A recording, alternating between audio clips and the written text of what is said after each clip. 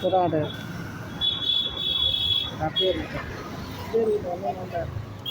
லாயர்ண்ணா பொருளும் நல்லா இருக்கும்ண்ணா உங்கள்கிட்ட தரமாக இருக்குது. வீடியோ எல்லாருக்கும் போவோம். யூடியூப்பில் போட்டு விட்டேன்னா கஸ்டமருக்கெல்லாம் போயிடும். எங்கிட்ட நிறைய பேர் ஜனம் வந்து வாங்குவாங்க. நீ எனக்கு கம்மி ரேட்டு கொடுத்தா தானே.